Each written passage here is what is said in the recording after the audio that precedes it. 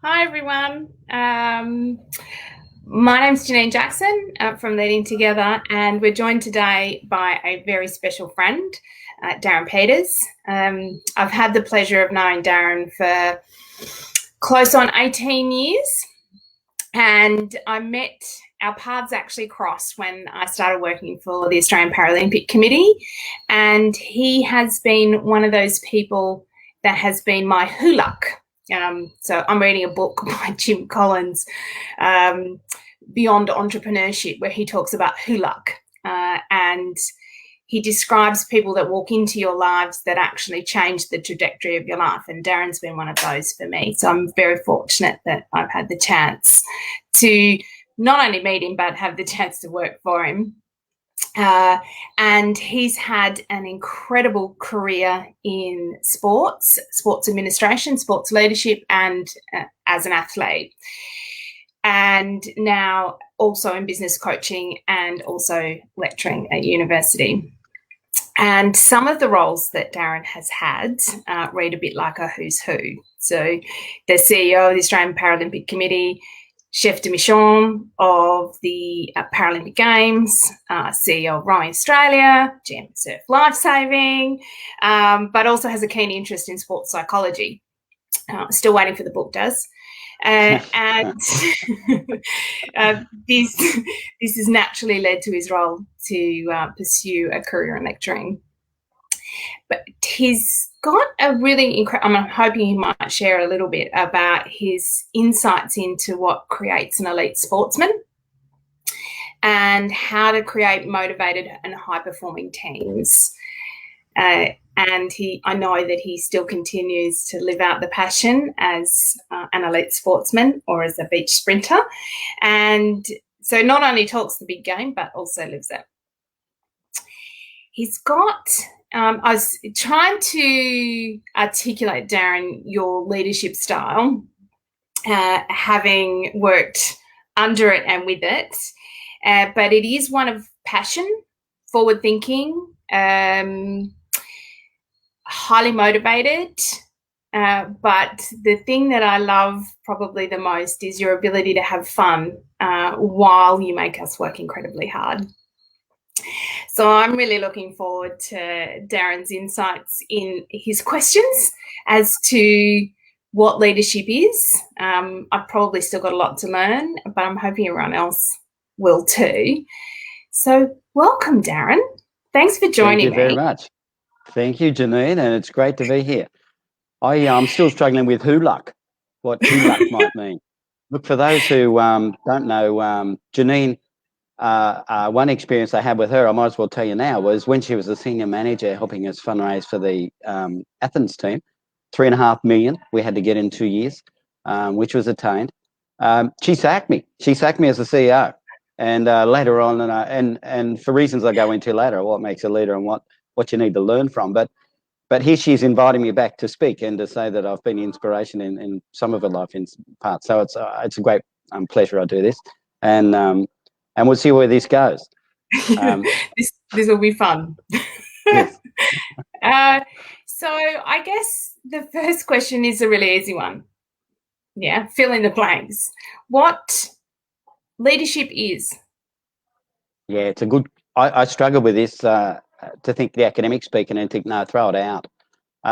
Look, there's a few words I wrote which actually sort of sum it up to me a bit. And I do like evolution theory, which is tribes of people getting something done. And so that's the essence, the spirit of it. But to me, there's things like an aspiration to some, a burden to others. It's a group of behaviours by an individual or a group. It's a social label, and particularly in a role. That's how society structures leadership, or it designates someone. And it can be socially tantalising, at functions and things, but it can be a lonely place, particularly when the board or the chairman are giving it to you. So when someone asks that question, Jannine, I get to it's a lot of things. It's a lot of things. And, if it's a textbook answer, you really do have to encourage people to get things done, basically. Yeah. That's actually that's a big insight.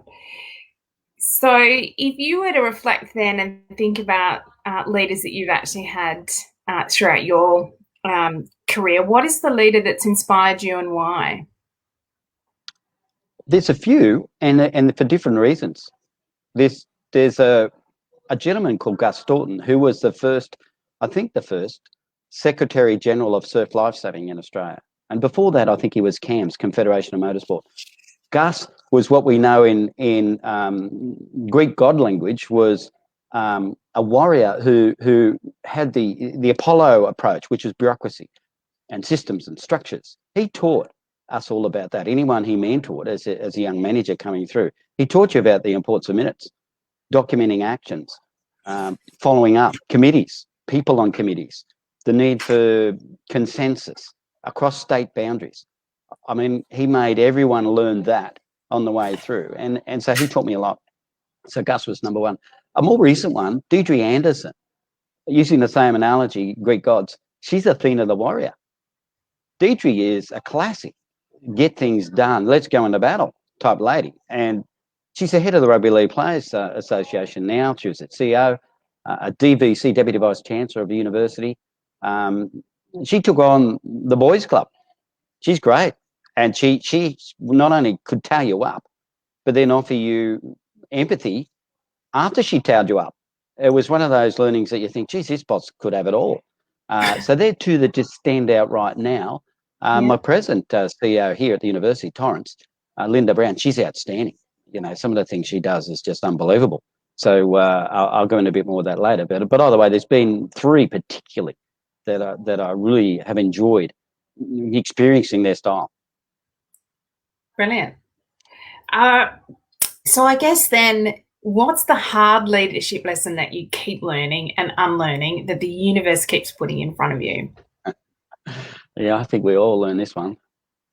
It's two that bite me in the bum pretty well regularly. People have decision biases, and it's hard to shift some of them from a bias when they've made up their mind.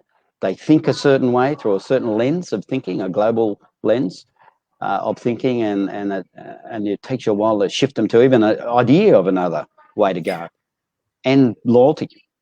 Some people remain loyal to other people for a range of reasons, and by hook or by crook on a committee or even in senior management team, there's no way in hell you'll know they'll change, and they'll vote on a block.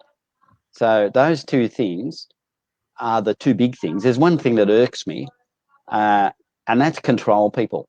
People who have excessive control, micromanagers. I really believe in empowerment and autonomy, and I try and lead that way. And I don't like it when you get told what to do, when to do, how to do it all the time, and you see managers or staff doing that or learning that behaviour. It comes from a fear of safety and security and a tendency to control. But either way, it's quite difficult behaviour to temper. So anyway, they're the big three. Yeah, it's I'm with you on the micromanagement. It's not something that I enjoy and struggle with myself. Yeah. I don't think there's many people that enjoy it. No, that's right. And I'm hoping you didn't sense that I micromanaged you in the past. But either way, we'll leave that there. So, all right, here's a good one for you. What's the best piece of leadership advice you've been given and why? Or what's the shittiest piece of advice you've been given and need to warn us about? Derek Hollett was a consultant over at Stanford, and he made the point to us when we did the whole review of stakeholder attitudes, people's attitudes in surf lifesaving to sport, to safety, to the Ironman, the Iron Lady movement, all those things, was know your stakeholders' needs. He was the one who really encouraged us to understand what every president of every surf club in Australia thought about where the organisation was going. And I had to run the project. I had to run the external McNair research and the project and deliver a report to all the executive. It was quite fascinating. So that was one. Best leadership advice, know your stakeholders' needs, know what people think. Another one that probably you sacked me for, don't talk when you should listen. Look, that's a good one. I mean, how do you know where to go until you've heard everyone's view of what could be a direction? You know, so, clamping down people's thoughts too early is a good piece of advice. Don't do it, basically. Yeah. Yeah, and your shittiest piece of advice, back to that sort of question, is when you're told to trust the chair, trust the CEO, trust your senior management team. You should, but I don't know if they have your back when they're pushed in a corner, which Yeah. goes to what makes a good athlete or what makes a good leader or what makes a good team. You know, it really is the person who can actually still be decent in a corner when the fight's on to get something done or the hard work is on, and not throw someone else under the bus. So, you know, and I'll just make the point now that I'll come back to later. Narcissism exists. And when you're goal focused and you're trying to be an achiever, there's ways to do it. And some people do it the harsh way, which is all about me type way. So, you know, that would be one I'd probably say is the most important to me.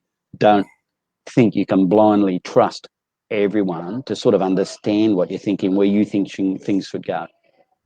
That's a really interesting insight. I think everyone has had the opportunity to work with a narcissist of some sort in their team, whether that's above or below them, and their behaviours under pressure are not always what you anticipate that they may be. Yeah, and I had one. I mean, it's a good span. I mean, 20, 30 years of management senior. I only ever had one that was obvious, and that one was a crackerjacker, and it really pushed you to the point to understand what you'll tolerate. Yeah. What you'll tolerate as a CEO. You know, how many times will you be phoned up in a day, told what to do, when to do, and how to do it, and why aren't you doing that? And unless you learn how to have an assertive communication back to someone who is the chair, for example, or is the boss, or a key director given directions, it's a difficult time. So, and anxiety gets increases, obviously, and doubt about your own ability, competence. You know, so those things come in. Yeah. My limit's 15 times in a day, Daz. I don't know what yours is, but that was my cap. That was where I tapped out. Yeah. Well, you lasted longer than me, mate. Mine's 5.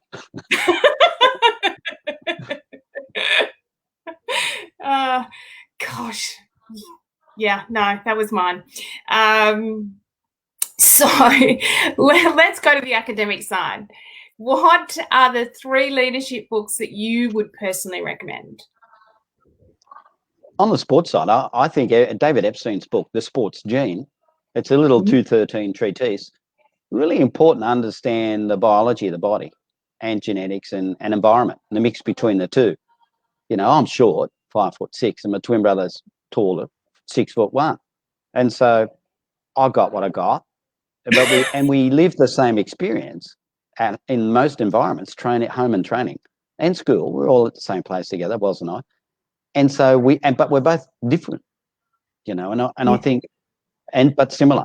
And so I think in saying the sports gene, any person who wants to achieve anything, you really should know the self and where they've been and what that might mean to get better.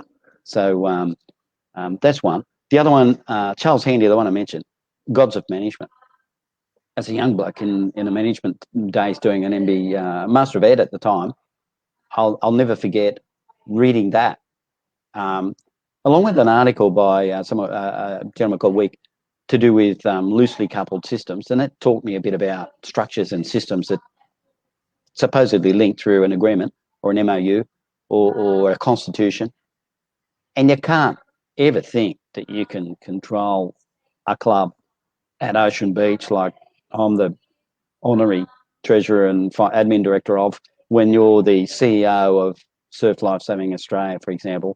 You can influence, you can talk to them, you can whatever, but it's the states and it's the branches and it's, you know, the 265 other clubs in there, and you just can't do it. All the system is set. It's a system that talks to each other, communicates, and has structures, but it's loose. You know, that was one good one. The handy one's really about the types of people, because if you know someone's all about power, you can then work out how you need to talk to them and how you relate. Brilliant. And the more you understand the psychology behind how people operate, the easier it gets to influence that behaviour. So you touched on the fact that you and your twin brother obviously grew up in similar environments. And talk to me about you and your brother's racing career. How's that? What difference do you think the mindset has been between the two of you?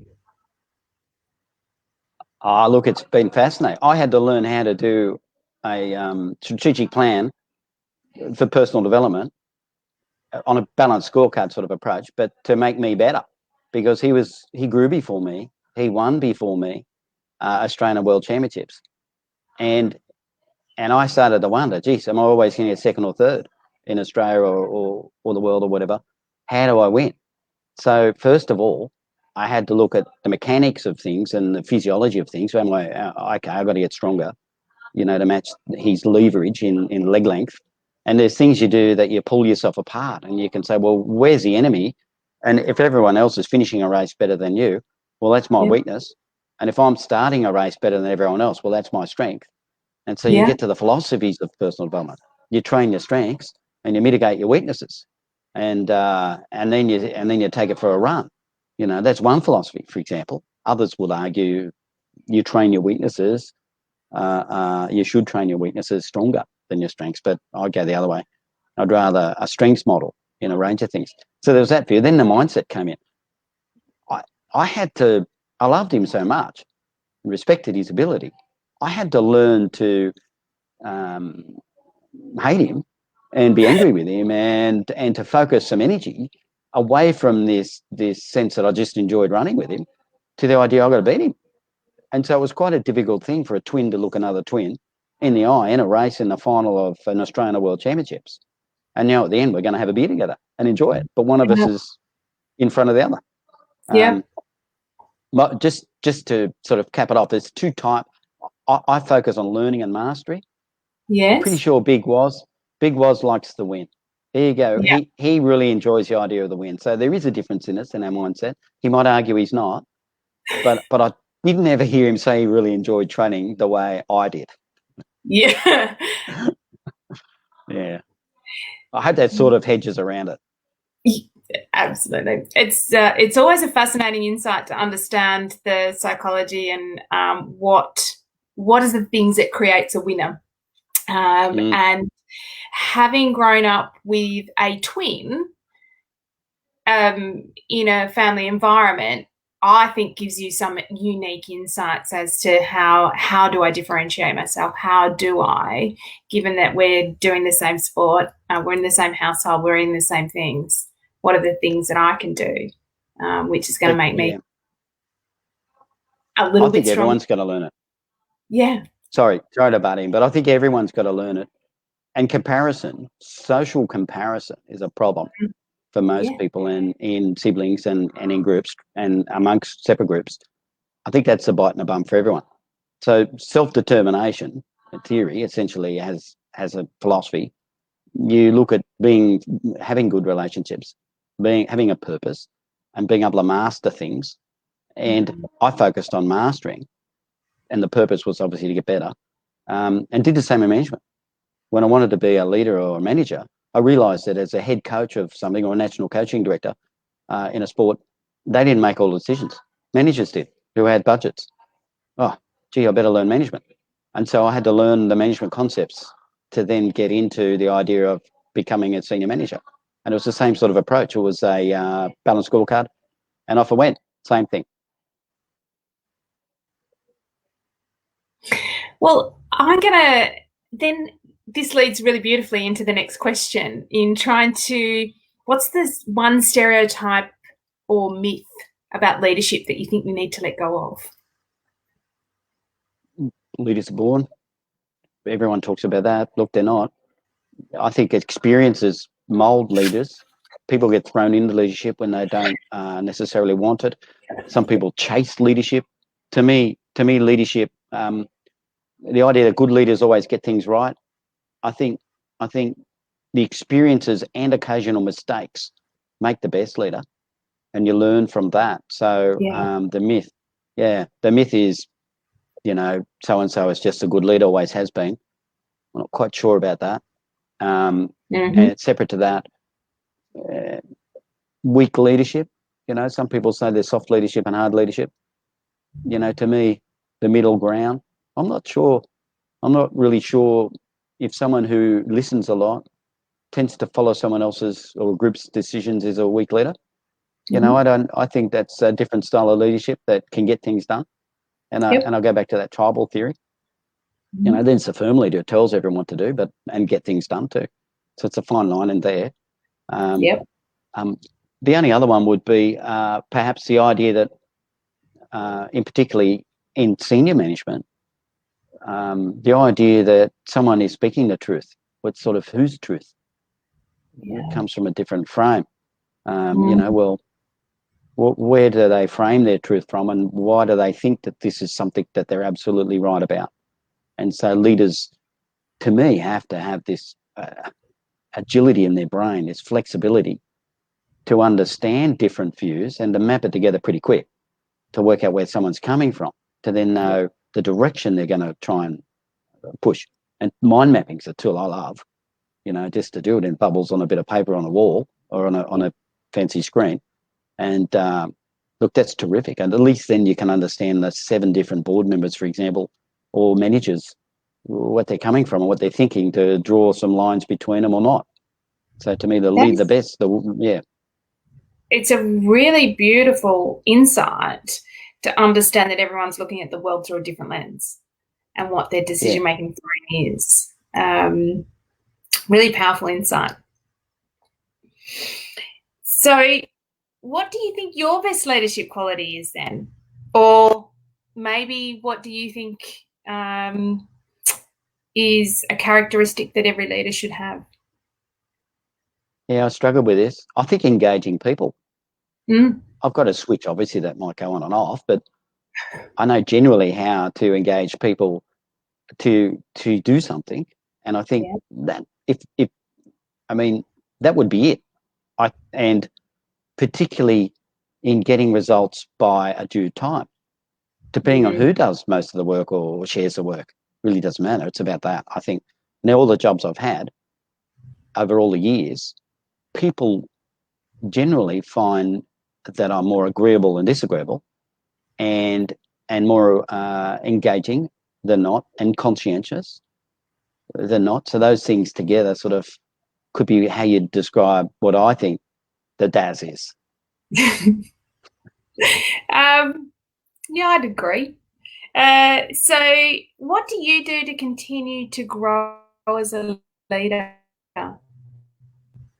Yeah, right now I'm looking into a range of things to just finish off with some outstanding work on running. So I'm doing some research on soft sand locomotion, and I'm into a real deep theory bit at the moment. And mathematics is hard for me, so algorithms and things. So I'm learning about the science of numbers to answer a question that's always a passion of mine, running obviously. But in terms of management, case studies, I love reading them. I'm writing a couple. I really do enjoy case studies of sport, change in sport, or case studies of companies and the things that they've done to through a bad time like COVID, this recent time. So those things are important, I think, to learn from what someone else has done. And do you think, oh, gee, might have done that, might not have, but I like learning that way, sensing truth from other people. I'm just going to give permission for there's a few people watching online, so if they want to ask any questions, to jump in and ask, because we've only got a couple more. So feel free to jump in and ask any questions of Darren while he's here, because he loves them. So in terms of, let's talk about some of the staff and people that you've actually had working for you. What do you go through and consider before you think about promoting somebody or placing someone in a position of responsibility? What place do you go to? What are you looking for? Their capability, firstly, their capability and their fit with the culture and where we need to go. So if it's a sport or a business unit, for example, or a company, it's okay. Does this person have the capability to grow? or existing to get us there where we need to go to get the plan done? And separately, do they fit with people around? Have they got the right temperament? Are they cranky people who don't get on with anyone, who want to work by themselves? Or on the other hand, can they work in a group? Can they be okay with other people's ideas to get things done? Do they listen? Do they meld in and offer advice to mentoring young people coming through too, or different people from some other company? So I'll go to those two places first. The one I always fall back on, though, is, are they all about themselves, so the ego orientation, or are they all about learning and doing? I'll go to that when I want to kick people out of an interview process. The ego Right. types, good for a short time, but I rule them out mostly because they'll end up ruining a culture eventually, in my mind. Yeah, completely agree. So reflecting on where you are now, what things are you truly grateful for? I honestly think the opportunities I was given as a young manager, when the CEO Gas employed me as a manager to head up the coaching and officials program at Surf Lifesaving and fix it, and to allow his successor then to allow me to get the organisation RTO status. That's a big task to give any young manager. And it was quite exciting to learn through that one. The separate one was the Nipper organisation. I had to run the project to integrate the Nippers, which was a separate association around Australia, in with the movement, the big club movement. And so I had to integrate the two worlds. That was fascinating learning. And one of the key outcomes that was important to learn was how the final decision was eventually came down to, will the larger entity take our money, or can it still be earmarked for children because it was raised for children, which is a fundamental tenet of the fundraising laws now. The purpose of the monies raised is used for that purpose. And separately, can we have a seat at the board? Does our chair get a seat at the board of the executive? And that was another key decision that was made. So this concept of involvement in decision making and not being owned or controlled by someone else was important. So I learned a lot then. The other one was the games. Oh, rowing through Sydney was terrific. John Coates and people like him were outstanding to learn from and watch. And I was lucky enough to be not voted in, but becoming the titular chair of the Sydney-based executives of Olympic sports. Well, we're all CEOs working together on this project, and we all had the same issues with governments and every state, stakeholders to get, and requirement to get medals and things. That was fascinating, the Sydney Games, and more to do with the sponsorship scenario at the time and signing up sponsors and the ambush marketing, learning about that, how rampant some of our companies are. I learned particularly about people there and their zealousness to undercut other companies who'd signed up the right way to sponsor the games through the so-called. After that, the Paralympic Committee, about how decent some people are, really. And from the work you did to raise us the money, in giving money. And even the chairman's drive, which was very, very good for mainstreaming, to make sure that swimming, for example, and athletics and all the big sports, that athletes with a disability were treated just the same as athletes without. And that was a very important principle. And he drove that particularly well, and I had to make it happen through contracts with our sport managers at the time, and Jason Helwig. And it was an important learning, I think, about the idea of how we could help society, particularly setting up the talent search programs around regional Australia. That was really good too. But I would say one opportunity I was given. Like reflecting back on the leadership in terms of disability and disability space at the time, that was a fairly big elephant that you were trying to eat in terms of equality. Yeah, and I'll just explain. It wasn't too, just a that came in. Yeah, it was a big thing, and Dylan Altock started talking about it now on television. Yeah, it's just fantastic. It was a rights issue essentially, but Professor Newell said to me, tailed me up in the first meeting of a national committee, advisory committee. He said it wasn't someone in a wheelchair who came up with the word disabled. He said it was obviously someone without. Yeah. And he all his books, textbooks, and his teaching on the topic was about those things. But a similar debate, different avenue, was in rowing. But it was about the idea of, masters rowing or different forms of rowing, sprint rowing, which we introduced. Been around forever, but it hadn't been really taken up in a big way and actually mandated as indoor rowing or sprint rowing and other ways to perform rowing on the national stage. I introduced that in, and I really am excited by the opportunity to do that too, because had it been the Olympic 2,000 metre type thing, for some time they had long rowing, they had some shorter rowing here at different regattas in different states, but it wasn't a national thing that was, no, this is in the rule book, it's a good thing to do for a range of reasons. So those sort of things. So, there's been some pretty amazing things that you've been able to do over your career, and especially within sports and elite athletes. If you could sum up, what is the mindset that creates a good athlete to an elite athlete? What is it? It's tricky, that one. It's their obsession. It really is their focus on. There's a theory of deliberate practice, but look, to me, it's like a young bloke I mentor now. He's a trainer with Bellamy in the Storm, Marcus Kane, a wonderful young bloke.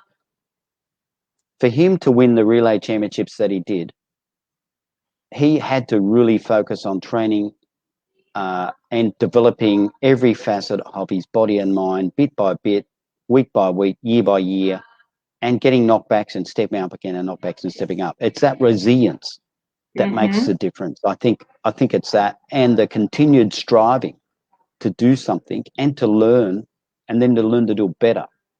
Yeah. So I think that's it. I mean, in any team that I've coached, or any individual or any management crew, it's the idea that you run a project, well, then you run another one and another one, different projects. But you then watch people develop the skills to really work well together and hum as a group. And in an individual context, you can see the athletes who don't apply. They'll miss some training sessions. They'll miss some, they won't eat correctly. They'll go out. They'll do things that isn't focused all on the goal. So it's really that single focus in my mind, and this attenuation to incremental gain, yeah. And so how does that mindset apply in terms of leadership? I see a lot of leaders who just get distracted by the games that go on around them and the agendas that come out with 50 things in it. And I honestly feel for a lot of leaders of today with social media and other things, their mind's taken everywhere and you don't know what's going to come at you next. And so I think there's a lot of scattergun going on. There's chaos in the world of management. I think a few of them are struggling how to deal with it. So that's when they need to be calm, and they need to have a couple of clear focuses, the fewer the better. And they need to say, well, we're going to do this year, 4 or 5 things. That's it. Like the elevator pitch, when someone asks you, what are you doing? 3 things. This. It's like that for business, I think. And that will help them at the very least, because you never know where their 6 or 8 board members are going to go, or if they're managers, all their staff views and their boss's views, you don't know. And you'll be torn. They do half jobs of everything. So I think it's that clarity, something that's very, very simplified and concise. That's really beautiful. So what would be the one piece of advice that you would give to somebody who's thinking about, they've decided early on in their career, they want to be they want to be the chief of the Comm Games, or they want to be the head of surf life saving, I don't know. What would be the piece of advice that you would give to a young emerging person who thinks that they might want to head up a large sports organisation? Well, to go for it, I mean, Craig Phillips is the head of the Com Games. He's a wonderful bloke, and has been around and worked his way through. Adam Weir, Surf Life Savings, been an athlete and a coach and an administrator and then a manager. I think you need to have a way to learn that gets you where you want to go, and then and jobs that take the learning with you. So you need, to me, it's a bit like, if you want to be a paramedic, well, volunteer and do some courses and try and do some pro bono volunteer work to then get into the system to become a paramedic. A lot of people have a dream, but they don't chase it through a bit. But have a plan B and C. Also, have a range of dimensions like job outputs. So I wouldn't focus on one sport.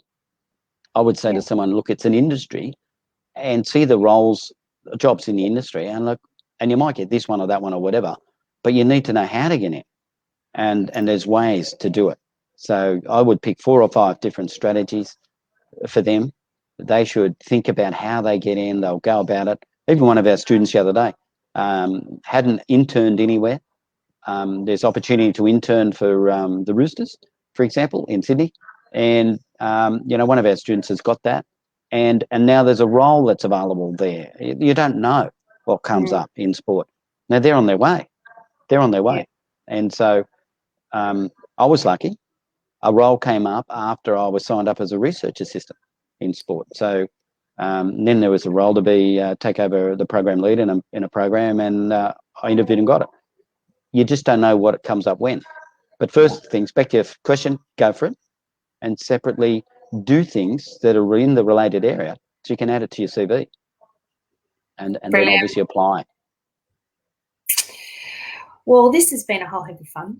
Is there anything else that you want to add to people who are genuinely curious about leadership or what it's like?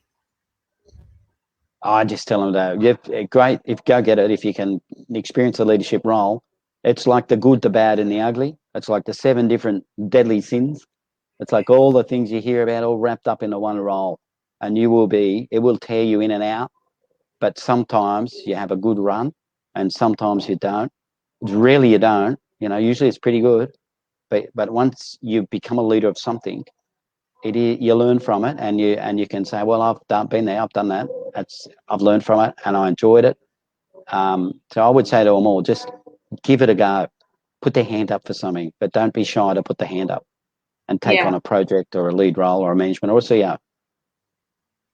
Step in, be brave, and learn from your mistakes. That's it. Nike, just do it. Well, thank you, Daz. As always, it's an absolute pleasure to chat with you. And thank you for not shaming me too badly. It was wasn't that terrible? It was good. I would just say, though, to finish off that same bit, Jannine sacked me as the CEO because I didn't listen attentively to some of the ideas, which would have raised us some money. I had a fixed view on there's a certain way to get money at the time, and that's why one of those things I said before is important. Is that listen to people first to know what they're thinking before you rule out something. So apologies, Jannine, for that in the past, and I really do. I did learn from that.